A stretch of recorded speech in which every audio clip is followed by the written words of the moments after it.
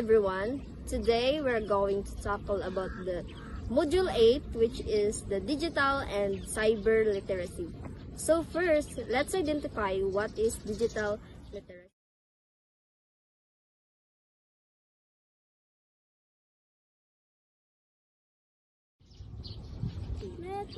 It is an individual ability to access both information and methods of communication through technological tools such as smartphones, tablets, laptops, and desktops.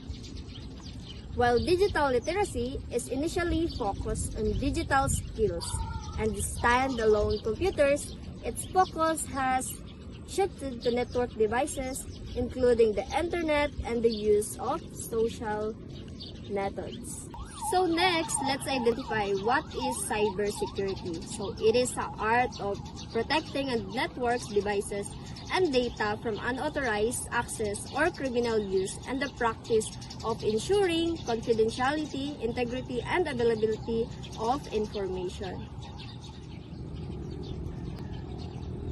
So implementing effective cybersecurity measures is challenging because there are more devices than people and attacks are becoming more innovative.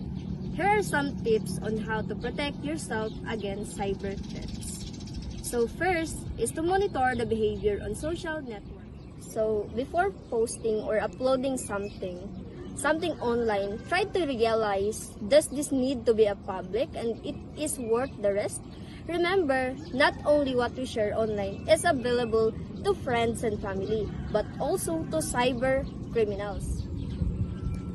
Number 2, keep devices safe.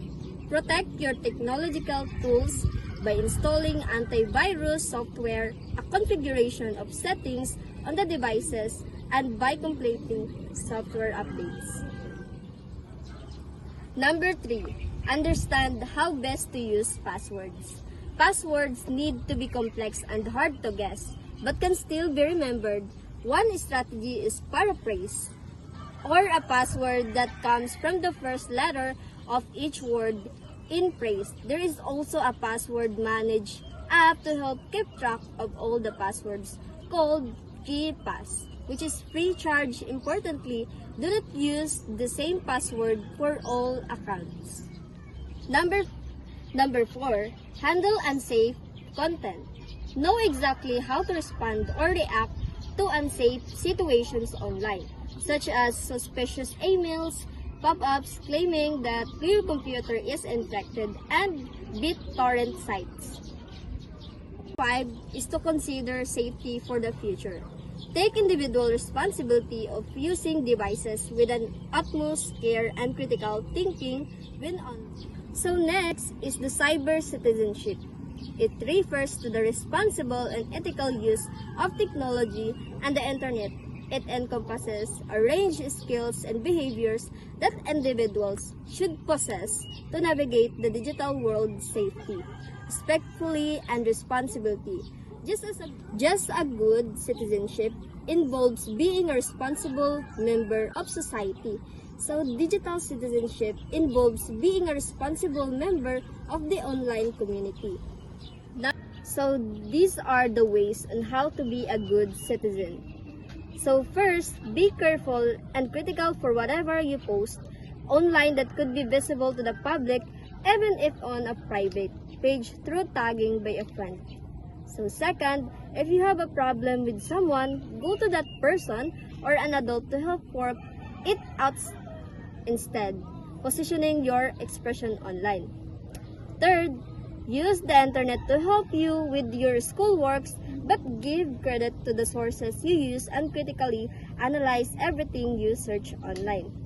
So fourth, use the internet purposefully to learn more about anything you are interested in, to help you research relevant and needed data or information, and to stay connected with friends throughout the world.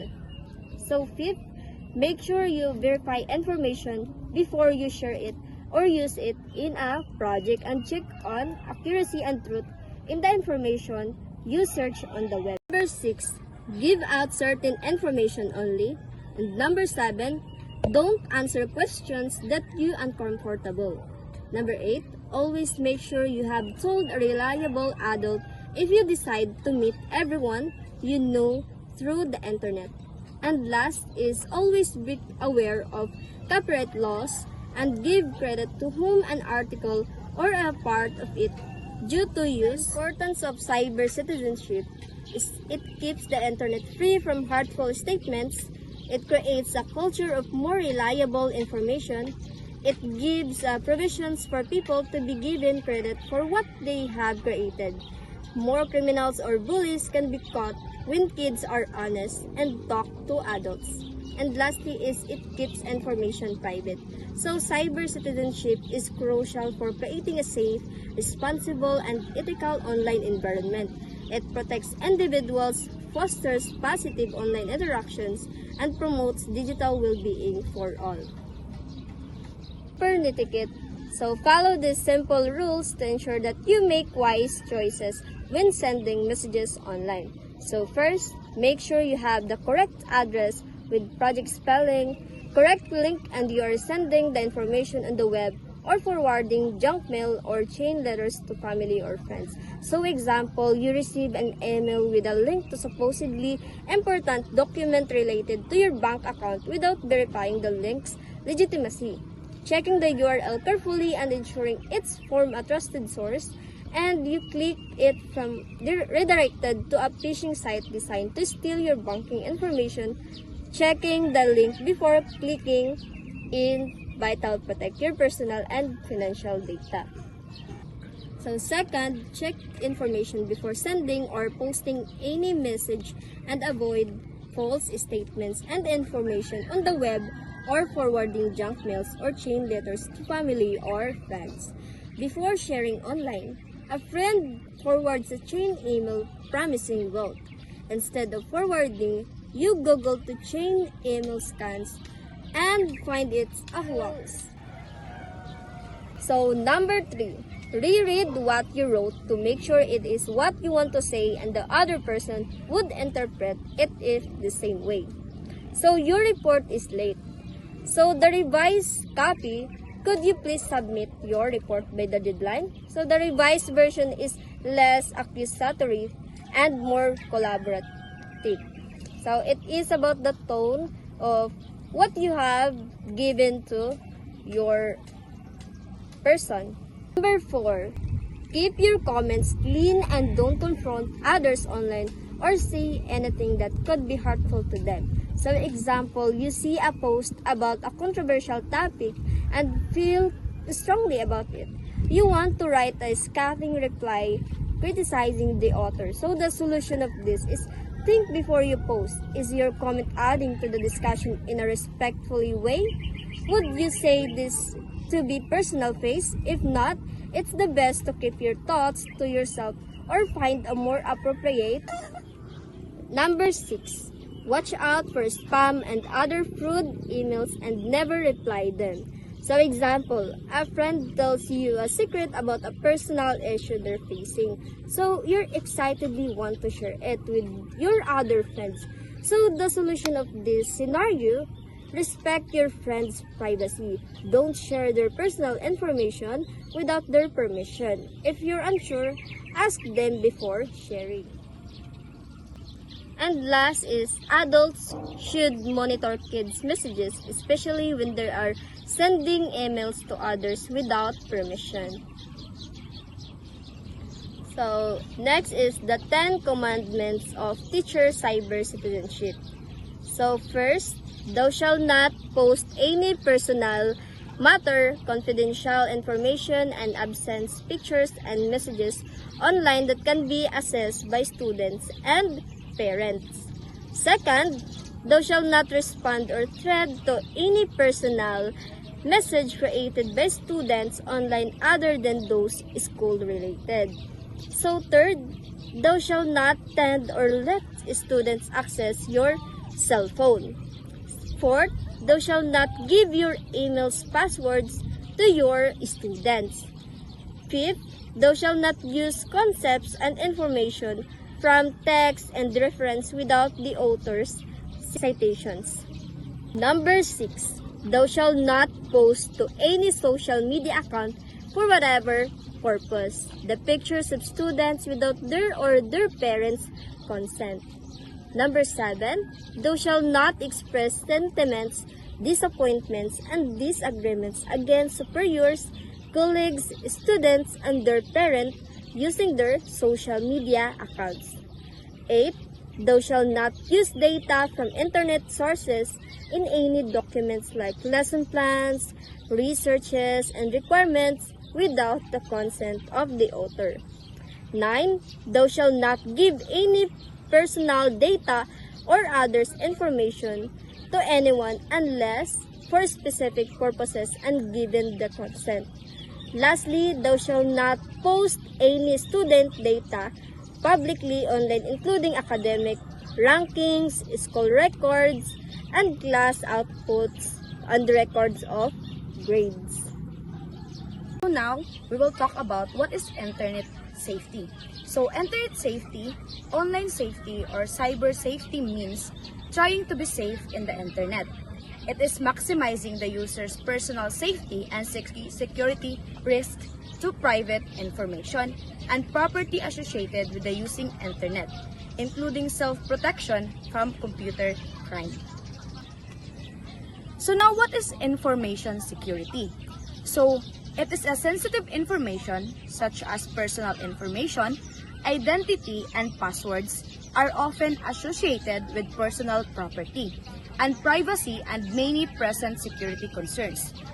If leaked, so unauthorized access and usage of private information may result in consequences such as identity and property theft. So there are 3 common causes of information security breaches, which is the phishing, internet scam, and malware. So next is internet scam. So these are scams that devise the users in various ways in attempt to take advantage of them. So the last one is the malware. So malware, it is a malicious software, particularly spyware, disguised to collect and transmit private information such as password without the user's consent or knowledge, of which it is impossible to determine whether a file is infected.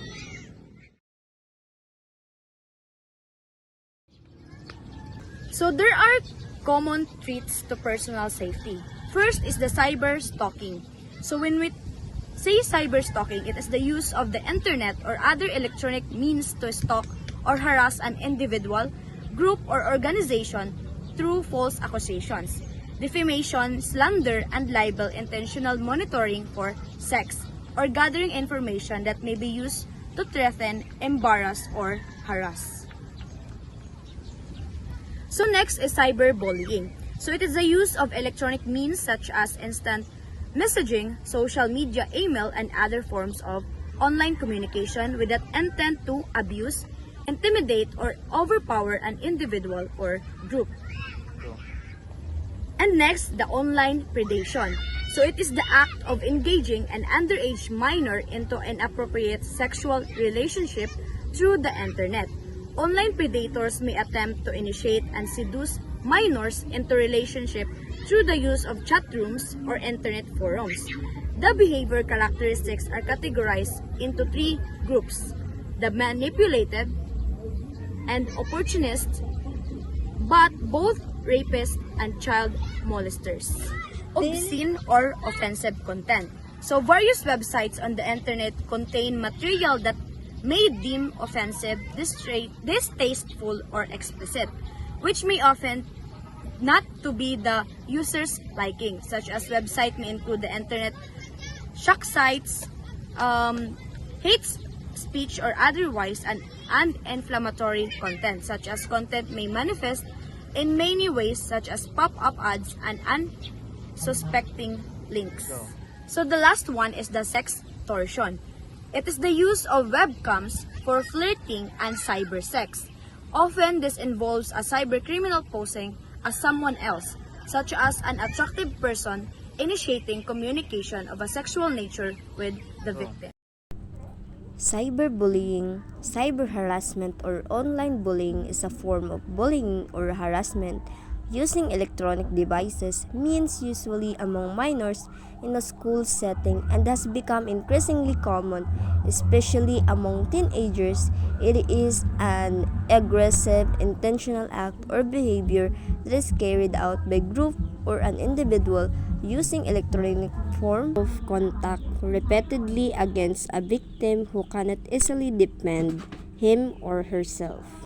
Cybercrime encompasses any illegal activity that utilizes computers, networks, or network devices, including hacking, phishing, identity theft, and spread of malware. Among other malicious acts, cybercrime relies on technology such as computers, networks, and the internet to carry out criminal activities. So these are the ways on how to ensure that computer networks can be protected. So first, install antivirus software. Second, ensure that the antivirus software is up to date. Third, employ a firewall to protect networks. Fourth, filter all email traffic. Fifth, educate all the users to be careful of suspicious emails. Sixth, scan internet downloads. 7. Do not run programs of unknown origin. 8. Implement vulnerability management system. 9. Make regular backups of critical data. 10. Develop an information security policy. 11. Monitor logs and systems. And lastly is 12. Develop an incident response plan. And 13. Restrict end user access to the systems.